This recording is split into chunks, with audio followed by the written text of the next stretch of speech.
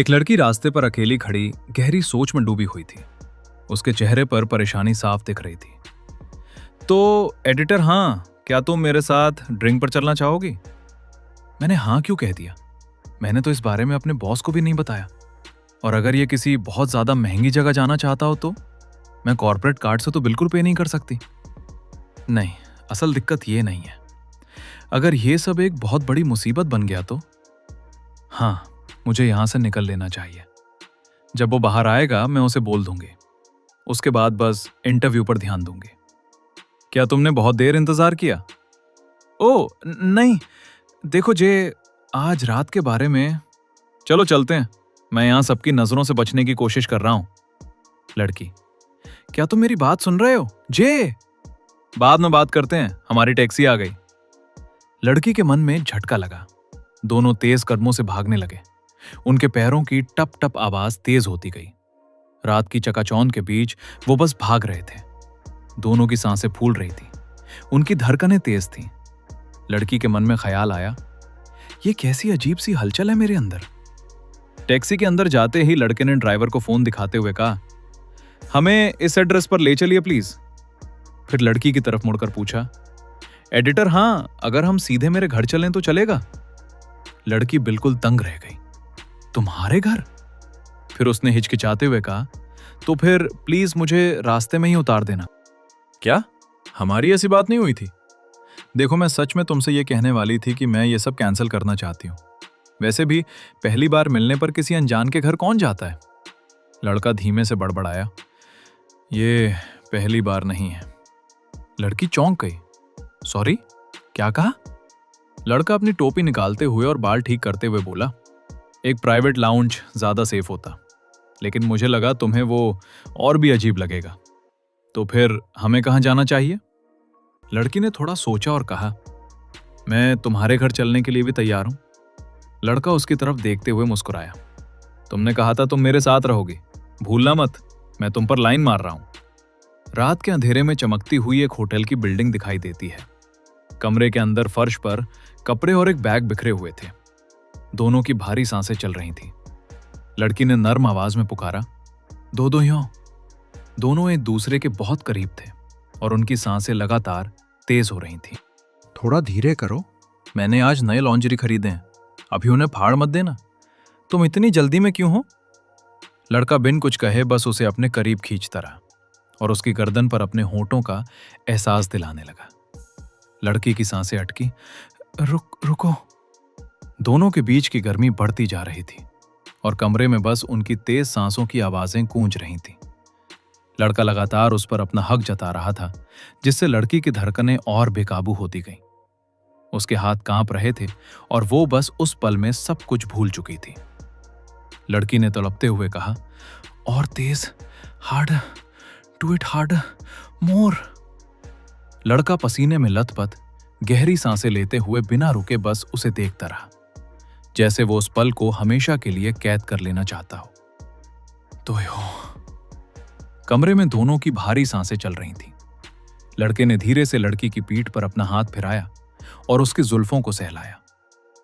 क्या तुमने कभी अपने बाल बढ़ाने के बारे में सोचा है? तुम पर बहुत अच्छे लगेंगे, उसने उसके कान में धीरे से कहा। लड़की थोड़ा चौंक गई। वो क्या था? लड़के ने मुस्कुराते हुए उसकी ठोड़ी को पकड़ा। कुछ नहीं। दोनों एक दूसरे के प्यार में पूरी तरह डूब चुके थे। एक दूसरे को चूमते हुए उनकी सांसें बेकाबू हो रही थीं। लड़की ने उसकी आंखों में देखते हुए कहा, तुम सिर्फ मेरे हो दोयोन, तुम्हें पता है ना? लड़के ने हां में सिर हिलाया और उसे गले से लगा लिया। I love you. रात बीत गई और सुबह की रोशनी में पूरा शहर चमकने लगा। फर्श पर अभी भी कपड़े बिखरे हुए थे। दोनों एक ही कंबल के अंदर सुकून से लेटे हुए थे। लड़की उठी और सोते हुए दोह्योन को बड़े ही प्यार से निहारने लगी। लड़की ने सोते हुए दोह्यों के हाथ से उसका फोन धीरे से निकाला। उसने फोन का लॉक पैटर्न प्रेस किया और स्क्रीन फ्लैश होते ही खुल गई। दोह्यों गहरी नींद में सोया हुआ था और लड़की बेड पर बैठकर उसके फोन में कुछ चेक करने लगी। उसने चैट हिस्ट्री और कॉन्टैक्ट्स स्लाइड करके देखे। फोन के एल्बम में अभी भी पुरानी यादें और यूजू के नाम से कॉन्टैक्ट्स सेव थे। लड़की गुस्से में बड़बड़ाई, फकिंग बास्टर्ड, मुझे पता था, इसने एक भी चीज डिलीट नहीं की है। गुस्से में उसने फोन को बेड पर टॉस कर दिया। फिर थोड़ा गुस्से और थोड़ी मायूसी के साथ उसने सोते हुए दोहियों के बालों को धीरे से सहलाया। उसने खुद से कहा, व्हाटएवर। दोहियों ने सोते हुए लड़की को पीछे से टाइटली क्लैस्प कर लिया, जैसे वो सोते में भी उसे दूर नहीं जाने देना चाहता था। उसके मन में ख्याल चल रहा था, जीत तो मेरी ही हुई, अब उसके पास बाजी पलटने का कोई रास्ता नहीं है। जिस यूजू को मैं जानता हूं, उसमें इतनी हिम्मत भी नहीं है कि वो कोशिश करे, जब तक कि उसकी पूरी जिंदगी अचानक से 180 डिग्री ना बदल जाए। रात का नजारा था। ऊंची बिल्डिंग्स की खिड़कियों से रोशनी चमक रही थी। लड़का लड़की को लेकर अपने घर पहुंचता है और कहता है, अंदर आ जाओ। लड़की थोड़ी हिचकिचाती हुई उसके पीछे पीछे अंदर आती है। लड़का हंसते हुए अपना जैकेट निकालता है और आगे बढ़ता है, जबकि लड़की थोड़ी नर्वस होकर वहां रखे बड़े से सोफा पर बैठ जाती है। उसके मन में चल रहा था, अब भोलेनाथ बनने का बहुत देर हो चुका है, लेकिन उसे फॉलो करते हुए यहां तक आना सच में अजीब है। मैं अपने कंफर्ट जोन से बिल्कुल बाहर आ चुकी हूं। लड़का किचन काउंटर की तरफ जाता है और हंसते हुए विस्की की बोतल खोलता है। वो 2 ग्लासेस में बर्फ डालकर उसमें विस्की पलटने लगता है और फिर दोनों ग्लासेस को अपने हाथ में उठा लेता है। दूसरी तरफ लड़की सोफा से उतरकर जमीन पर बैठ जाती है और एक नोटपैड पर पेंसिल से कुछ नोट करने लगती है। वो खुद से सवाल करती है, तो असल वजह क्या है? अगर ये कोई मेडिकल कंडीशन है तो इसका डायग्नोसिस क्या है? और क्या आपने ये बात किसी और मीडिया आउटलेट्स को बताई है? वो अपने नोटपैड पर ध्यान से लिखती है, जे टर्मिनल इलनेस डायग्नोसिस। वो गहरी सोच में डूबी सवाल सोच ही रही थी कि और इसका आपके अपकमिंग प्रमोशंस या एग्जिस्टिंग कॉन्ट्रैक्ट्स पर क्या असर पड़ेगा? तभी अचानक लड़का उसके ठीक सामने आकर खड़ा हो जाता है, जिससे लड़की चौंक कर ऊपर देखने लगती है। लीगैलिटी से लास्ट से विस्की की सिप लेता है और लड़की की तरफ झुकते हुए बोलता है, तुम सच में अपना सिर उस नोटबुक में ही डुबा कर रखने वाली हो, है ना? लड़की थोड़ा फ्लिंच करती है और बोलती है, ये एक आदत है, अगर इससे तुम्हें प्रॉब्लम हो रही है तो मैं रुक सकती हूं। लड़का बोलता है, नहीं। फिर लड़का मुस्कुराते हुए बोलता है, वैसे ये काफी अम्यूजिंग है, तुम मुझसे आंखें तक नहीं मिला रही हो, लेकिन उस कागज के टुकड़े को लगातार घूरे जा रही हो। फिर वो उसके पास सोफा पर बैठ जाता है। दोनों के पैर एक दूसरे से टच होते हैं, जिससे लड़की थोड़ा नर्वस होकर अपना पैर शिफ्ट करती है।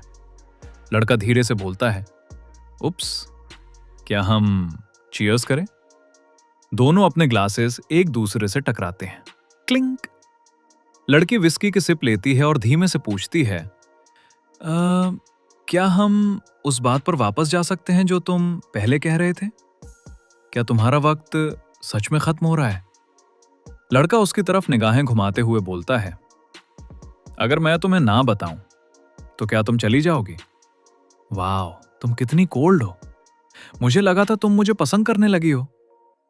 लड़की बिल्कुल सीरियस होकर उसकी आंखों में देखती है और बोलती है। लड़की ने धीमे से लेकिन पक्की आवाज में कहा, मुझे इस कहानी पर एक्सक्लूसिव चाहिए। लड़का चुपचाप उसे देखता रहा, बिना एक शब्द बोले। लड़की ने अपना चेहरा घुमाया, उसके दिल की धड़कन तेज थी। उसने खुद से पूछा, क्या मैंने कुछ ज्यादा ही बोल दिया? फिर उसने सच बताते हुए कहा, सच कहूं तो मैं अभी सिर्फ एक जूनियर एडिटर हूं, इसलिए ऐसा मौका मेरे करियर के लिए एक बहुत बड़ी बात है। लड़का लड़की के करीब झुका और धीरे से उसके चेहरे को छुआ। लड़की ने धीमे से थूक घोंटते हुए पूछा, जे? लड़के ने उसे पास खींचते हुए उसकी ठोड़ी पकड़ी और पूछा, क्या ये एक ना है? लड़की ने एक गहरी सांस ली। जब मैं तुम्हारे पीछे यहां तक आई थी तो मेरे दिमाग में यह सब बिल्कुल नहीं था। मैंने बस तुम्हें वजह बताई है कि मैं यहां क्यों हूं। लड़की के मन में चल रहा था एक सुपरस्टार का दुखद अंत जिससे सब जलते थे। मेरा सिर्फ एक ही मकसद था, मुझे उसके स्कैंडल की जरूरत थी और उसे यह सब बहुत मजेदार लग रहा है क्योंकि वो अच्छे से जानता है कि मैं किस चीज के पीछे हूं। लेकिन हैरत की बात यह है कि वो काफी हद तक मेरी बातें मान रहा है। लड़का वापस सोफा पर बैठा और विस्की का घूंट लेते हुए बोला, जैसा मैंने पहले कहा था, वो कहते हैं कि मेरे बचने के सिर्फ 50% चांसेस हैं, लेकिन जब मैं अकेला अपने ख्यालों में होता हूं तो मैं अक्सर एक दुखद अंत के बारे में ही सोचता हूं। लड़की ने उसकी आंखों में देखते हुए पूछा, क्या तुम्हारी एजेंसी को इस बारे में पता है या किसी और को? लड़के ने अपनी आंखें बंद की और नर्म आवाज में कहा, नहीं, उन्हें नहीं पता चल सकता। फाइनल रिजल्ट्स आने में अभी 1 साल लगेगा और मैं तब तक इस शोर शराबे से दूर रहना चाहता हूं। फिर लड़के ने सरकते हुए अपने दोनों हाथ फैलाए और मजाक के मूड में बोला, तुम्हें अब मेरे लिए बुरा लग रहा है ना? अगर तुम चाहो तो मुझे एक हक दे सकती हो। लड़की ने अपना चेहरा फुला लिया। उसके दिमाग में ख्याल आया, रूमर्स के मुताबिक तो वो बहुत ब्लंट और खड़ूस था, पर यह तो ऐसा बिल्कुल नहीं है। क्या ये क्यूट बनने की कोशिश कर रहा है? उसने लड़के की तरफ से अपना चेहरा घुमाया तो लड़के ने थोड़ा निराश होने का नाटक करते हुए हाथ समेटे। ओके, मैं समझ गया। यार, एक बार फिर से रिजेक्ट हो गया। फिर लड़का थोड़ा करीब आया और अपने होठों पर उंगली रखकर धीरे से बोला, लेकिन मुझे बस 3 महीने का वक्त दो। तब तक इस बारे में किसी को कुछ पता नहीं चलना चाहिए। एक्सक्लूसिव स्टोरी अभी भी तुम्हारी ही रहेगी। लड़की ने उसकी तरफ देखा और हैरानी से पूछा, ये इंडस्ट्री एक छलनी की तरह है, यहां बातें नहीं छुपती। तुम मुझ पर 3 महीने तक इस बात को छुपाने के लिए कैसे भरोसा कर सकते हो? अगर मैं चाहूं तो कल ही इसको कवर स्टोरी बनाकर ब्रेक कर सकती हूं। लड़के ने अपने हाथ पर ठोड़ी टिकाई और बड़े ही सुकून से उसके चेहरे के पास आकर बोला, लेकिन तुम ऐसा नहीं करोगी। तुम इसके लिए बहुत ज्यादा काइंड हो। अचानक लड़की के दिमाग में पुरानी बातें गूंजने लगती हैं। तुम एक अच्छी लड़की हो, बस थोड़ा बर्दाश्त कर लो यूजू। तुम ही ज्यादा समझदार हो, इसलिए मैं तुमसे कह रहा हूं यूजू, क्योंकि तुम बहुत काइंड हो। उन यादों को दिमाग में आते ही लड़की ने गुस्से और दर्द में अपने हाथ में थामे ग्लास को टाइटली क्लेंच कर लिया और धीमे से बड़बड़ाई, तुम कुछ नहीं जानते। लड़की गुस्से में अपना ग्लास एक ही घूंट में पूरा खाली कर देती है। उसका चेहरा लाल हो चुका था और वो गहरी सांस लेती है। फिर लड़का उसकी तरफ झुकते हुए बोलता है, अब मेरी बारी एक सवाल पूछने की। वो ग्लास हाथ में लिए उसकी आंखों में देखता है और पूछता है, क्या तुमने कभी अपना बदला लिया? लड़की हैरान होकर कहती है, बदला? लड़का कहता है, जो तुमने पहले कहा था, तुम्हारे उस दोस्त के बारे में जो तुम्हारे एक्स से शादी कर रही है। लड़की अपनी आंखें बंद करती है और धीमे से बोलती है, ओह, वो, मुझे उसकी जरूरत नहीं है। अच्छी तरह जीना और आगे बढ़ना ही सबसे बड़ा बदला है। लड़का उसके और करीब आता है, उसकी आंखों में देखते हुए बोलता है, यह तो बस हार मान लेना है। यह तुम्हें लाचार दिखाता है, या फिर तुम फिर से वही अच्छी लड़की बनने का नाटक कर रही हो। वो लड़की के हाथ को धीरे से टच करता है और एक एक करके उंगलियों पर गिनता है। तुम हर चीज बर्दाश्त कर लेती हो, है ना? तुमने एक दोस्त को अपना आदमी चुराने दिया, तुमने अपनी कंपनी को अपने ऊपर हावी होने दिया। फिर वो अपना सिर उसके कंधे के पास झुकाता है और कहता है, मैंने आज तक ऐसे किसी इंसान को सच में खुश होते नहीं देखा। वो हमेशा खुद से झूठ बोलते हैं। लड़के की बातें सुनकर लड़की गुस्से में अपने दांत पीसने लगती है और फिर गुस्से में उसे पीछे ढकेल देती है। लड़की ने उसे पीछे ढकेलते हुए गुस्से में कहा, तुम ऐसा क्यों एक्ट कर रहे हो जैसे तुम मुझे जानते हो? मैं कोई चीज बर्दाश्त नहीं कर रही हूं, मेरे पास कोई और रास्ता नहीं है। लड़का चुपचाप उसे देखता रहा, जबकि लड़की उठते हुए बोली, जिंदगी कोई फिल्म नहीं है। जब हम जैसे आम लोगों के साथ कुछ बुरा होता है, उसका गला भर आया, तो हमें बस उसे झेलना पड़ता है और वक्त के गुजरने का इंतजार करना पड़ता है। यही हकीकत है। लड़की की आंखों से आंसू टपकने लगे। प्लीज बस अब रुक जाओ। लड़का उसके पास आया और धीरे से उसके आंसू पोंछते हुए मुस्कुराया।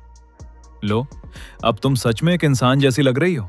अभी तक तो मुझे लग रहा था कि मैं किसी रोबोट से बात कर रहा हूं। लड़की ने गुस्से में अपना बैग उठाया। आई एम सॉरी, मुझे नहीं लगता कि मैं आज हमारी हुई किसी भी बात पर भरोसा कर सकती हूँ। चलो, बस ये मान लेते हैं कि मेरी ही गलती थी जो मैं तुम्हारे पीछे यहां तक आई, और भूल जाते हैं कि ऐसा कुछ हुआ भी था। तेज कदमों से दरवाजे की तरफ बढ़ते हुए उसने आखिरी बार कहा, गुड बाय, और लड़का चुपचाप उसे जाते हुए देखता रहा। ए रात के अंधेरे में ऊंची बिल्डिंग्स के बीच से लड़की तेज कदमों से जा रही थी। अचानक पीछे से एक तेज डैश की आवाज आई।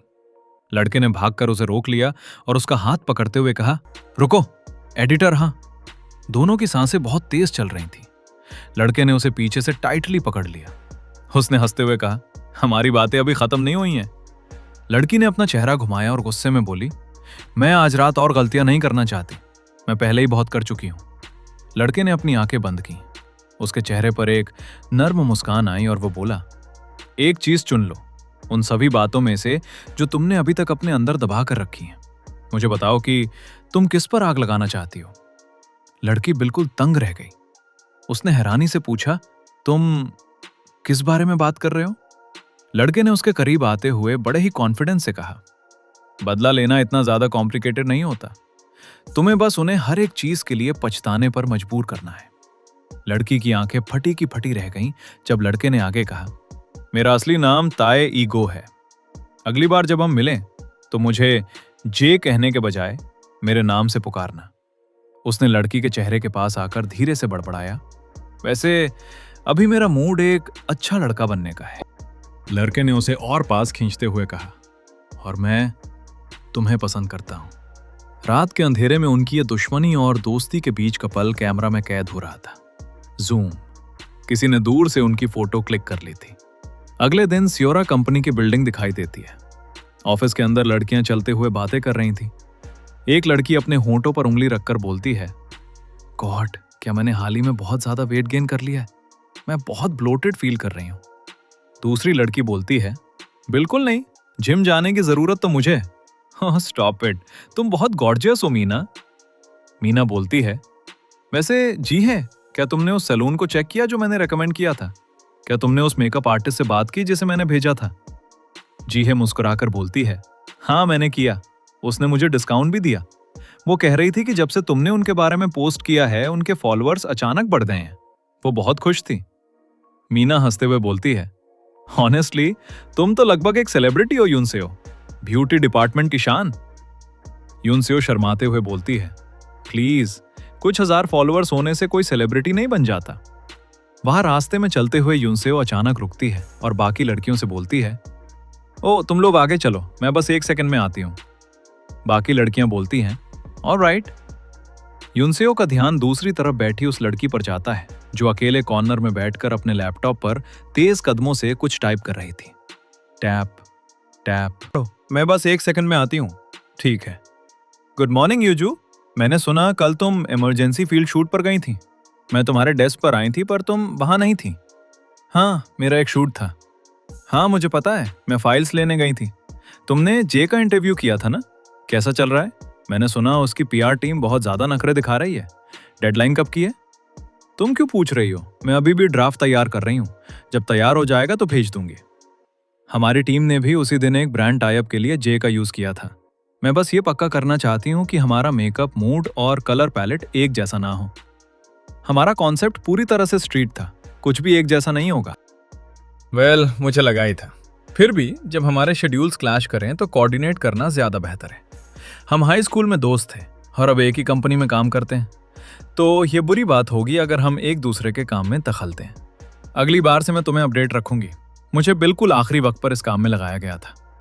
तुम्हें लगाया गया था? ओह माय गॉड, यूजू, क्या तुम आखिरी वक्त पर किसी की जगह आई हो? वाओ, तुम्हारी टीम सच में बहुत ज्यादा कर रही है। भले ही तुम रीहायर हुई हो, पर उन्हें तुम्हें एक इंटर्न की तरह थकाना नहीं चाहिए। क्या तुम्हारे टीममेट्स तुम्हें परेशान कर रहे हैं? तुम्हें सच में अपने लिए बोलना चाहिए। तुम हमेशा भलाई के चक्कर में ज्यादा ही सीधी बन जाती हो। क्या तुम्हारी बातें खत्म हो गई हैं एडिटर चा? नहीं, पूरी तरह नहीं। यूजू, तुम दोह्योन से मिली थी है ना? बट यूनसेओ सच में चाहती है कि तुम शादी में हो। तुम दोनों हमेशा से दोस्त रहे हो। यूनसेओ, तुम ऐसा चेहरा क्यों बना रही हो? उसने मुझे सब कुछ बता दिया। तुम्हें जरूर बहुत बुरा लगा होगा। मुझे उसे रोकना चाहिए था। चिंता मत करो, मैंने उसे अच्छी फटकार लगाई है। उसने कहा कि वो तुमसे सिर्फ इसलिए मिलने गया था क्योंकि वो मेरे लिए परेशान था। उसे मेरा उदास होना बिल्कुल पसंद नहीं है। कंसर्न दिखाने का उसका तरीका सच में काफी अलग है। हम कितने अच्छे दोस्त थे, 10 साल बिना किसी राज के। हम एक दूसरे को किसी भी और से बेहतर समझते थे। यूजू, क्या तुम अब भी वैसा ही महसूस करती हो? मुझे इस तरह से खुद से दूर मत करो। फिर से वही शुरू हो गई। ऐसे नाटक कर रही है जैसे उसने कुछ गलत किया ही ना हो। सच होने का दिखावा कर रही है ताकि मैं ऐसी दिखूं जो बिना बात के इतना ओवर रिएक्ट कर रही है। मैं सीरियस हूं। मुझे नफरत है कि मैंने तुम जैसी दोस्त को खो दिया। पर क्यों? अभी भी दर्द क्यों हो रहा है? मैं अभी भी उस पर क्यों भरोसा करना चाहती हूँ, बिल्कुल पहले की तरह? मैंने तुम्हें कभी खुद से दूर नहीं किया। हम अब एक दूसरे के लिए कुछ भी नहीं है। ये सुनकर बुरा लगा। तुम ऐसा कैसे कह सकती हो? हमने साथ में स्कूल पढ़ा है और अब एक ही ऑफिस में काम करते हैं। हम एक दूसरे को अपने घर वालों से ज्यादा देखते हैं। मैं नहीं चाहती कि चीजें अजीब हों। हमें बातें साफ कर लेनी चाहिए। तुम्हें नहीं लगता? अगर कोई गलतफहमी होती है तो तुम्हें क्या लगता है, सारा दोष किस पर आएगा? सीधे मुद्दे पर आओ। मैं बस ये कह रही हूं कि तुम्हें सावधान रहना चाहिए। जो लड़की अपने दोस्त के मंगेतर के साथ छेड़छाड़ करेगी, आखिरी में वही गंदी दिखेगी। मुझे बताने की जरूरत नहीं है कि वो लड़की कौन है ना? और आगे से दोहे से कांटेक्ट मत करना। मैं सच में उसे अवॉइड कर रही हूं, पर वो खुद मुझे ढूंढते हुए आया था। ये बहुत मजाक की बात है कि मुझे अभी तुम्हारे सामने खुद को सही साबित करना पड़ रहा है। युनसो, क्या तुम्हें सच में लगता है कि तुम मुझसे किसी तरह का फेवर मांगने की पोजीशन में हो? हाँ, व्हाट? हाँ, बिल्कुल ऐसा ही करती रहो। मैं चाहे जो भी पूछूं, मैं चाहे जो भी कहूं, बहाने, एक्सप्लेनेशंस, जवाब, अब सब तुम्हारे ऊपर है। क्यों? क्योंकि मैं मंगेतर हूं और तुम कुछ भी नहीं। ओह, और मेरे सामने इस तरह खड़ी मत होना। मुझे अपनी शादी में तुम्हारा इंतजार रहेगा। मैं चाहती हूं कि हम साथ में फोटो खींचें। वहां से चली जाती है और टेबल से कॉफी नीचे टपकने लगती है। एक काले रंग की बड़ी गाड़ी आकर रुकती है। यूजू हान की प्रोफाइल खोलता है और मैसेज पर क्लिक करता है। सीन बदलता है। ऑफिस में यूजू हान खोई खोई सी बैठी है। यूजू, हे यूजू। हाँ, क्यों? क्यों मतलब क्या? हमें फोटो सेलेक्ट करने का काम खत्म करना है। तुम आज बिल्कुल खोई खोई सी हो। कुछ हुआ है क्या? क्या बात है? सॉरी, मेरा दिमाग बस थोड़ा भटक गया था। चलो जल्दी बताओ, क्या बात है? क्या सेट पर कुछ गड़बड़ हुई? क्या मॉडल ने तुमसे कुछ अजीब कहा? मैंने उस लड़के के बारे में कुछ अजीब अफवाहें सुनी है। नहीं, ऐसा कुछ नहीं है, बस मेरी नींद पूरी नहीं हुई। चलो काम पर ध्यान देते हैं। दोनों डेस्क पर बिखरी हुई फोटोज देखने लगते हैं। वाह, ये सारे लोग सच में कमाल के आए हैं। मैं थोड़ा परेशान था क्योंकि स्टाइलिंग काफी सिंपल थी, पर वाह, इस फेस कार्ड के साथ तो कोई भी बीकट हो ही नहीं सकता। इसका चेहरा ही बिल्कुल ए कट है। कोई हैरानी नहीं है कि सारे क्लाइंट्स इसे इतना पसंद करते हैं। उसके लुक्स देखकर भटको मत और फोकस करो। कोई भी ऐसा शॉट जिसमें प्रोडक्ट साफ ना दिख रहा हो, वो डायरेक्टली रिजेक्ट है।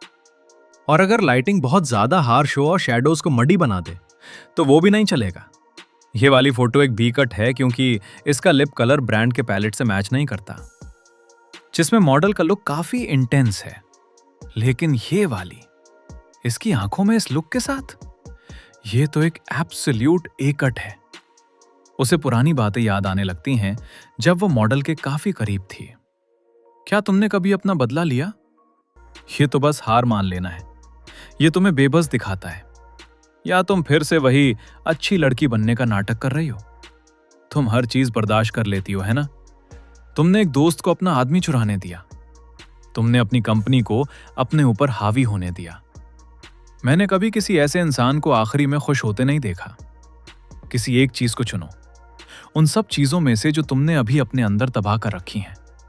मुझे बताओ कि तुम किस एक चीज को आग लगाना चाहती हो। बदला लेना इतना मुश्किल नहीं है। तुम्हें बस उन्हें हर एक चीज के लिए पछताने पर मजबूर करना है। मैं ये क्या कर रही हूं? मुझे इस सारी फिजूल की बातों को भूलना होगा। यूजू सोचती है कि वो रात एक चमकते हुए हीरे जैसी थी, जिसे सिर्फ कांच के पीछे से देखा जा सकता है। इसे वो कभी पा नहीं सकती। अगली सुबह ऑफिस में उसकी तबीयत कुछ ठीक नहीं लगती। उसका कलीग पूछता है, क्या बॉस ने कुछ कहा? यूजू मना कर देती है और बस सब कुछ नॉर्मल होने का वेट करने लगती है। पर तभी ऑफिस में सभी लोग आपस में कानापूसी करने लगते हैं।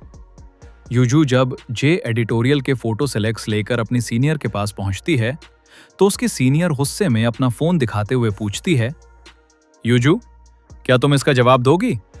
क्या इस फोटो में तुम हो? सीनियर बताती है कि इंटरनेट पर टॉप स्टार जे और एक मिस्ट्री गर्ल की डेटिंग फोटोज वायरल हो गई हैं। लोग इसे एक स्टेज्ड फोटोशूट समझ रहे हैं और रिएक्शंस काफी पॉजिटिव हैं। ऑफिस के डीएम्स लोगों के मैसेजेस से भर चुके हैं कि ये मैगजीन कब ड्रॉप हो रही है।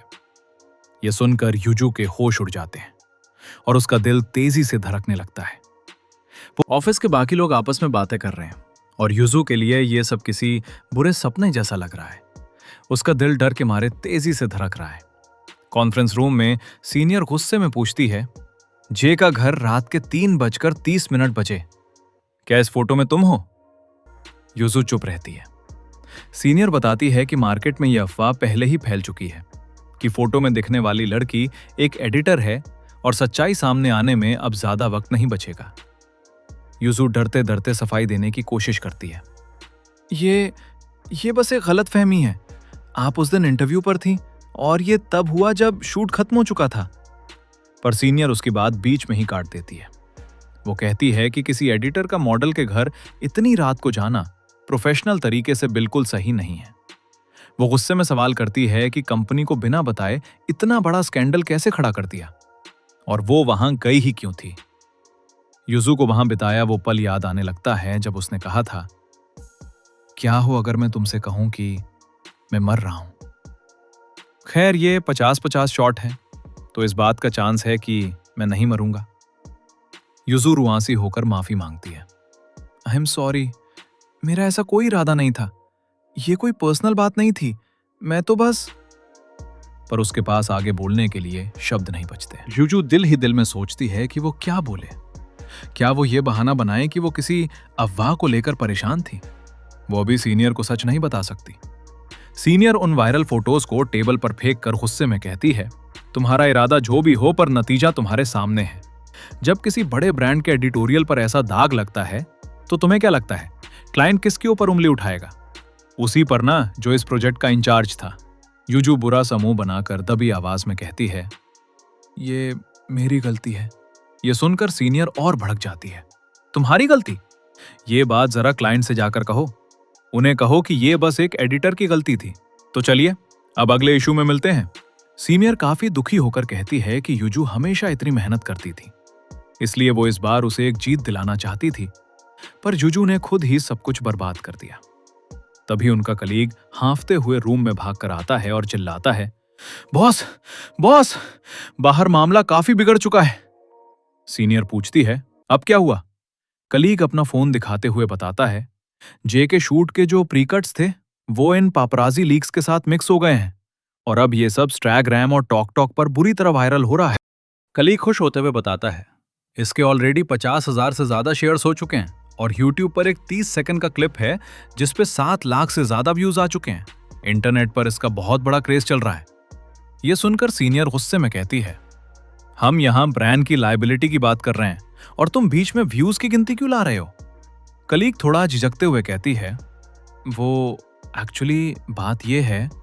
वो आगे बताता है कि उन पापराजी फोटोज में जे यूजू के साथ काफी रोमांटिक लग रहा है और नतीजा ये है कि ये फोटोज बिल्कुल एडिटोरियल के कॉन्सेप्ट से मैच कर रही हैं। लोग सोच रहे हैं कि ये कोई रियल कवर शूट है और सबका रिएक्शन काफी पॉजिटिव आ रहा है। ऑफिस के डीएम्स लोगों के मैसेजेस से भर चुके हैं कि ये मैगजीन कब ड्रॉप होगी। इतना ही नहीं, पीआर टीम और ब्रांड दोनों ने अभी ट्रैफिक रिपोर्ट्स मांगने के लिए कांटेक्ट किया है। ये सुनकर सीनियर और यूजू दोनों दंग रह जाते हैं।